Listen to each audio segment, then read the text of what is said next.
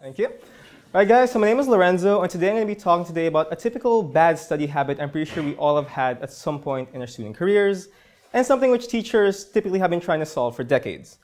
Now, I know that as students, our teachers, our peers, our parents, everyone has these certain set of expectations for us. So they're probably thinking, these guys are making the best out of their education, and they're always actively engaged in the information they're being given every day. Now, as students, we often look at these expectations, and we go, yeah, no, not really. And that's typically what happens. So, for example, I'm pretty sure that every year our teachers go through this epic effort of telling us way ahead of time when your tests are, your exams are. That's what test schedules are for. And they're thinking, well, they know when their test is, so they're probably going to study way ahead of time. And as students, we look at this and we go, yeah, no. Okay, so it's only those last few days before the test where many of us kind of go, maybe I should do something about this. And then you think, maybe I should have done something about this earlier. And then the frustration, the anger, and the stress follows soon after. So the question here is, why do we cram? Actually, how can we stop cramming, first of all? Well, for students, it's easy. Guys, study. Study early. That's about it.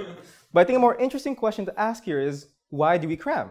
And teachers, is there anything they can do? Or is it just going to be, don't cram and we got this? Right? So I'm going to essentially approach both these questions with a basic psychology concept referred to as instrumental conditioning.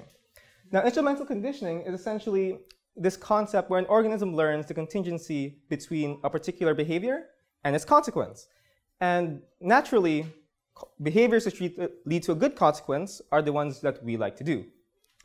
So another thing to consider as well is reinforcement schedules. How often does this behavior lead to that consequence? If you think about it, imagine that waiter or waitress who tries to serve every client to the best of their abilities, but they don't always get the recognition or tip that they always want.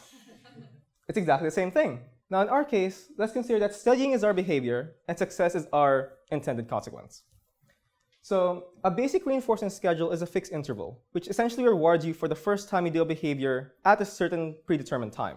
So let's grab Hammy the hamster and teach him that if he presses this button, he's going to get a sunflower seed. Awesome. Good. Now, what if I told Hammy, or well, didn't tell Hammy, that he only gets rewarded for the first time he presses that button every 5 minutes? Well, essentially, Hammy might figure this out at some point. So if you tend to measure his behavior over time, you'll find that he's doing something like this. It's more like he seems to press that button, does absolutely nothing about it soon afterwards, and then when it's around that sweet time that he's about to be reinforced, he starts pressing it like crazy. And if you think about it logically, it's because Hammy knows that his pressing button behavior is not going to be rewarded. There's no point for him to do it any earlier than at reinforcement time, which is why he's waiting. The issue? This is exactly how test and exam schedules work. As students, we know that our studying behavior will not be rewarded before the test, which is why we only wait till the test time to actually start doing it. Now are we done for? Well, instrumental conditioning actually has an explanation which might help us as well. You see, what if I grab Hammy and tell him, hey buddy, instead of rewarding you every 5 minutes, I'll reward you approximately every 5 minutes.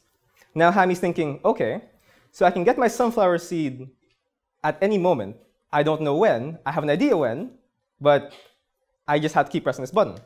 So generally what you'll find is in a variable interval reinforcement schedule like this, you'll find Hammy behaves more constantly. Because now he wants to be rewarded as many sunflower seeds as he can, but he doesn't know exactly when that reward is coming. Interestingly, in education, there's something very similar that does this to students. It's something very evil. They call it a pop quiz. Because essentially what a pop quiz does to students is exactly what a variable interval does to Hammy. If any day can be test day, then any day should be study day. Is this a perfect solution? That depends, because it's definitely one way that teachers can help motivate students, but it's still our job to study. But as students, I'm pretty sure we all know that sometimes we kind of do need that extra push. So what's the point? Well, we typically blame students for cramming, but I just kind of showed you one way where teachers can help out. Now, I think we can both agree that in your classroom, you have two members, your teacher, your student, and they both technically have a role to improve learning. And they should technically both strive together to improve education. Now, if you think about it, if they're both there, and either one of them is not pulling their weight, or just one, well then, things may not end up as well as they could.